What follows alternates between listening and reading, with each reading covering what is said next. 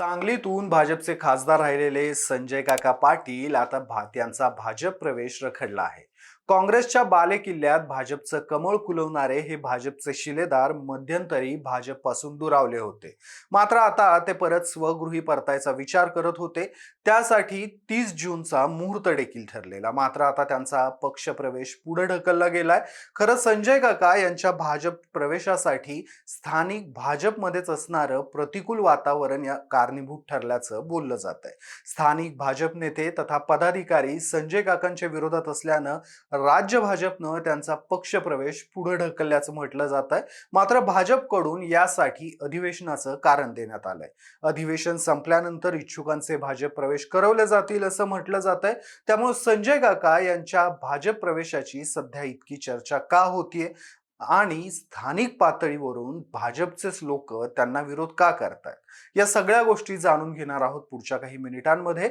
नमस्कार, मी शशिकांत हिवरकर आणि cut to cut मध्ये तुमचं स्वागत आहे. संजय काका पाटील, माजी मुख्यमंत्री वसंतदादा पाटील यांच्यामुळं काँग्रेसचा बालेकिल्ला अशी ओळख निर्माण झालेल्या सांगली लोकसभा मतदारसंघात संजय काकांनी कमळ फुलवून दाखवलं होतं.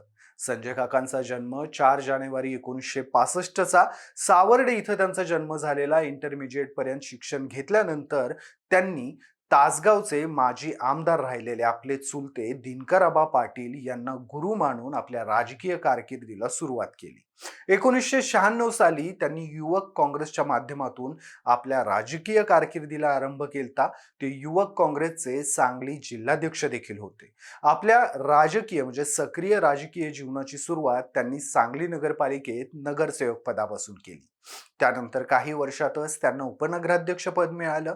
त्यानंतर त्यांनी जिल्हा परिषद सदस्य म्हणूनही काम केले. 1995 साली ते विरोधी पक्षात होते. त्यावेळी संजय काकांनी शेतकऱ्यांच्या प्रश्नावरून सातत्यानं आवाज उठवून शिवसेना भाजप युती सरकारला भंडावून सोडलं होतं.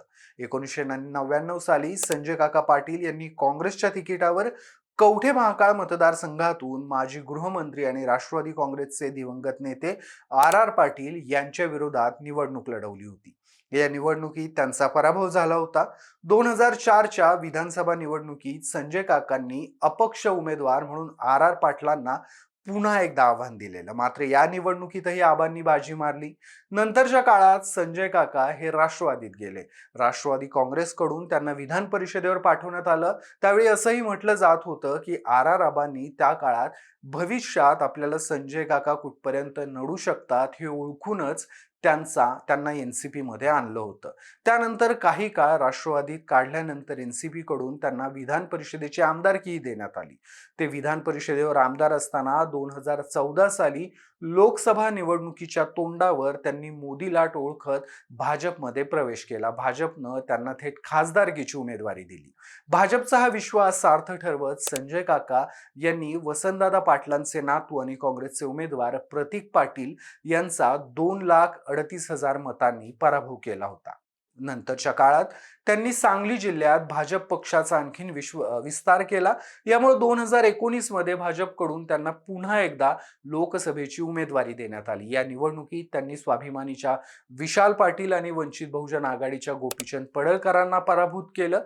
या कालावधीत संजय पाटील यांनी आपल्या मतदारसंघात भाजपचा चांगला विस्तार केला होता. जिल्हा परिषद, महापालिका, पंचायत समित्या आणि नगर परिषदांमध्ये काँग्रेस राष्ट्रवादीची मक्तेदारी संपुष्टात आणण्यासाठी त्यांनी प्रयत्न केले होते. याच कालावधीत त्यांनी सांगलीतल्या प्रत्येक तालुक्यांमध्ये कार्यकर्त्यांचं जाळं देखील विणलं होतं. 2024 मध्ये हॅट्रिक करण्यासाठी संजय काका पुन्हा लोकसभेच्या मैदानात उतरले होते. मात्र त्यावेळी विशाल पाटील यांनी त्यांचा पराभव केला. त्यानंतर संजय काकांनी अजित पवारांच्या एनसीपी मध्ये प्रवेश केला. तिथून ते विधानसभेलाही उभे राहिले. मात्र तिथे त्यांचा पराभव शरद पवार गटाच्या रोहित पाटील यांनी केला. त्यानंतर ते काही काळ राजकारणात तितकेसे सक्रिय नव्हते. असं म्हटलं जात होतं की त्यांना त्यावेळी पुन्हा भाजपमध्ये यायचं होतं. मात्र त्यांच्या सांगली मतदारसंघातल्या स्थानिक पातळीवरूनच त्यांच्या भाजप प्रवेशाला विरोध होत होता. खरं तर हा विरोध त्यावेळी काही अचानक उद्भवला होता असंही नाही. 2019च्या लोकसभा निवडणुकीवेळी संजय काका यांच्या विरोधात स्थानिक भाजपमध्ये वातावरण तयार झालं होतं आणि त्याचं मुख्य कारण होतं राष्ट्रवादी आणि काँग्रेसच्या नेत्यांशी संजय काकांची असणारी जवळीक. त्यातही खास करून जयंत पाटलांशी त्यांची जास्त जवळीक होती असं म्हटलं जात होतं. त्यासोबतच भाजपचे जिल्हाध्यक्ष राहिलेले पृथ्वीराज देशमुख यांच्याशीही संजय काकांचा तितकासा सलोखा होता. संजय काका आणि पृथ्वीराज देशमुख या दोघांच्या मध्ये डेक्कन एज्युकेशन सोसायटीवरून कोल्ड वॉर रंगलेलं. त्यावेळी अनेक वेळा संजय काकांनी देशमुखांना आव्हान दिलेलं.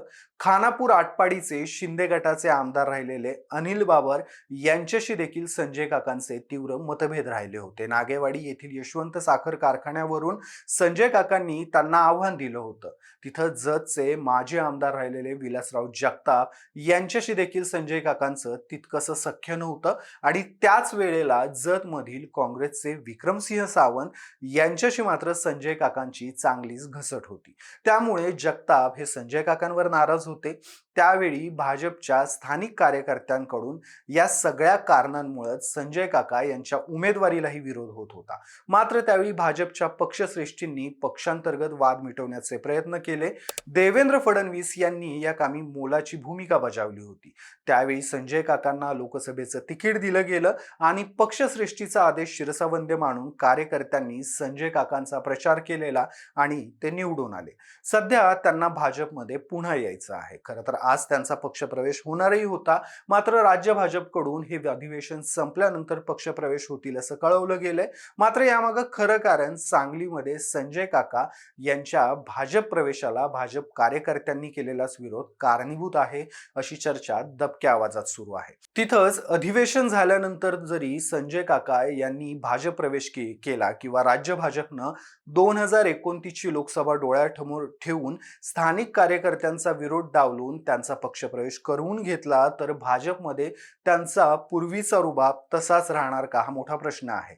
भाजपमध्ये आधीपासूनच स्थानिक पातळीवर संजय काकांचं पृथ्वीराज देशमुख यांच्यासोबत वाद होते. एकेकाळी ज्या गोपीचंद पडळकर यांना त्यांनी पराभूत केलं होतं, तेच गोपीचंद पडळकर आता भाजपकडून आमदार आहेत. त्यांच्याशीही संजय काकांचं फारसं सख्य नसल्याचं बोललं जातं. सांगलीचे पालकमंत्री असणारे चंद्रकांत दादा पाटील यांच्याशी देखील संजय काकांचा दुरावा राहिलेला आहे. लोकसभेला संजय काकांच्या मतदारसंघात 6 विधानसभा मतदारसंघ येतात. पैकी खानापूर आटपाडीमधील अनिल बाबर यांचे पुत्र आता शिंदे सेनेचे आमदार आहेत. ते लोकसभेला संजय काकांना अनुकूल भूमिका घेतील का हाही मोठा प्रश्न आहे.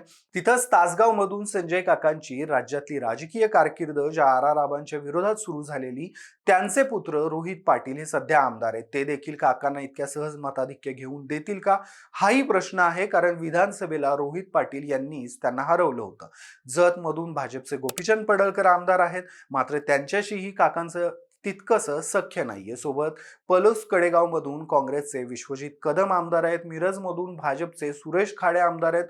सांगलीतून भाजपचे सुधीर गाडगे आमदार आहेत. या सगळ्यांच्या भूमिका देखील लोकसभेला महत्त्वाच्या ठरणार आहेत. त्यामुळे तुर्तास तरी संजय काका यांचा पक्षप्रवेश लांबणीवर पडलाय. मात्र त्यांच्या पक्षांतर्गत तसेच महायुतीतील मित्र पक्षांच्या सदस्यांशी वाजलेला भूतकाळ त्यांना 2029च्या लोकसभेच्या मार्गातला अडथळा ठरेल का हा मोठा प्रश्न आहे.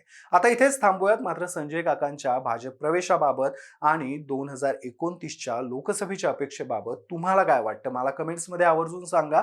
व्हिडिओ आवडला असेल तर व्हिडिओला लाईक करा, शेअर करा आणि अशाच राजकीय घडामोडी जाणून घेण्यासाठी कट टू कटला सबस्क्राईब करायला विसरू नका.